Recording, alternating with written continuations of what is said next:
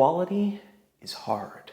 I'm Colin Wright, and you're watching Consider This. In a lot of cases when we have the discussion about equality, which I personally think is a very valid and valuable discussion to be having, ideally we are all more equal, but when we have this discussion we tend to talk about it in terms of fairness. And fairness is a very difficult thing to define because it is so subjective. We all have a different idea of what is fair. And on top of that, compounding the issue that makes this such a difficult discussion to have, we all have very different perspectives on the advantages and disadvantages that other people have compared to the relative advantages and disadvantages that we have. It's very difficult, for example, for a white guy growing up in a first world, middle income class, speaks English, has all the privileges and advantages that go into that come with those different labels, with those different demographics. It's very difficult for somebody who fits in those confines like me to just latently have an understanding of what, say, African Americans in the United States deal with, or what women deal with, or what people who are very impoverished deal with, or what people who come from countries who have passports that keep them from traveling freely deal with. And consequently, there's no reason that just out the gate people from these demographics would understand what it means to be equal, to be balanced, to have fairness between these different groups. Because as far as somebody like me knows, just right out the gate, all of these other people don't have the real issues that they have, or perhaps they're overemphasizing them because it can't possibly be that bad.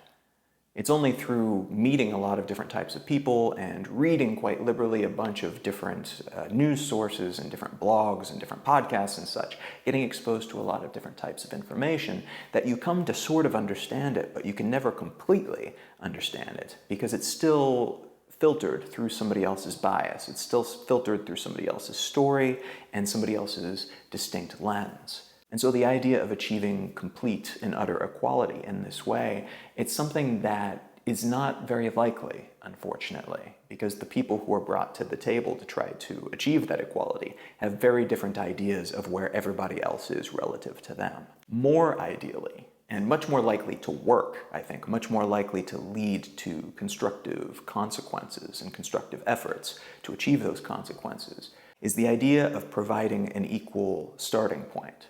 So rather than saying everybody at age 40 should have this much money and have this type of relationship and should have this type of car, and trying to achieve this type of equality that is predicated on so many different lifestyles and probably doesn't even give most people what they want, because trying to level the playing field in that way usually involves kind of cutting off the top of the graph for some people who are overperforming or who have had certain advantages to give more to the people at the bottom, but then maybe what you're giving them is not what they actually want.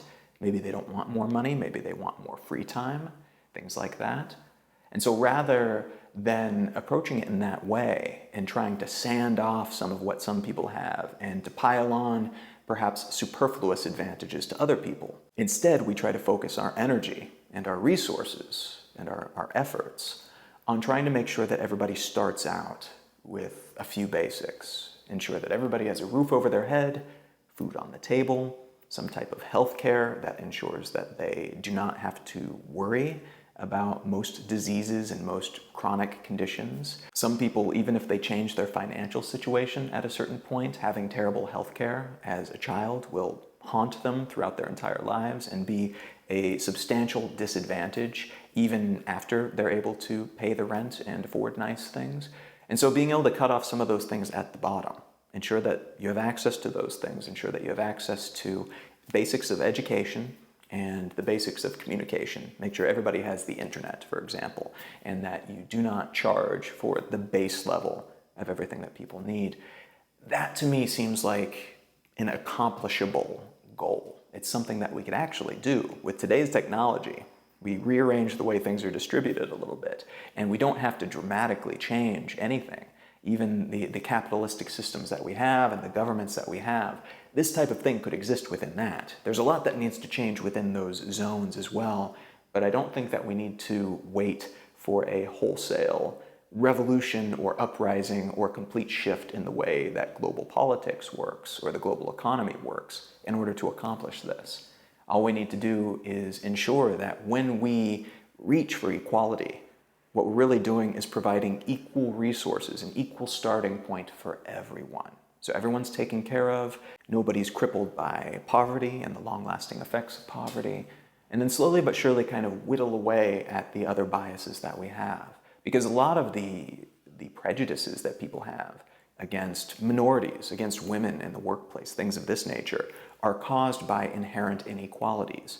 Black people are like this, some people say, but their perception, their negative perceptions about black people are largely not informed by any particular race. It's informed by the fact that they have been kind of hamstrung by history and by pre-existing conditions and systematic prejudices that exist, not because most people involved in setting up those systems are trying to make it that way, but because they are just that way. And then the people who are not affected by it have trouble seeing it. And so this would cut off a lot of those issues, and then I think, slowly but surely, lead to a far more egalitarian society, where everybody's just more equal, everybody's still different, and we're not all forced into the same box, and not even forced to have the same idea of what equal means in terms of what we're pursuing to be happy. But we all have the same starting point to get there, and we have a lot of the hurdles that would be in our way pulled out early on, so that we don't stumble right off the starting block. This seems like a better solution to me. That doesn't mean it's going to happen. I think it could happen, but I think there's also a lot of reasons for a lot of people not to want it to happen. Inequality tends to fuel a lot of the conversations and movements that occur day in and day out and that kind of underpin our society. But that doesn't mean that we can't push toward it. It doesn't mean that we can't support certain candidates in all of our different nations that might support something like this. It doesn't mean that we can't support certain companies that are trying to open up information and that are trying to ensure that more people have more access to the same things. There's a lot of things that I haven't thought of, and there's a lot of problems that we'll have to solve that are systemic rather, in some cases, and in other cases are just obfuscated. We didn't even notice that they were there, but they prove to be the big issues that underpin these other issues. But moving in that direction, I think, will have its own impact. Starting to move in the direction towards a more egalitarian society, a global society, but a collection of egalitarian societies that make up that larger society.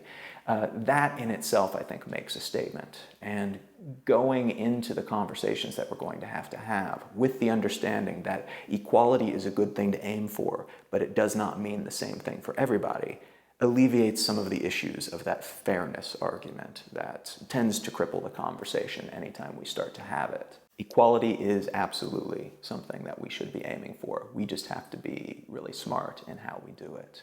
Thanks so much for watching. If you enjoyed this video, a like, a subscribe, a share would be awesome. You can leave a comment in the comment section below. If you want to ask a question for me to answer in a future video, you can do the same at the Consider This Facebook page if you would like.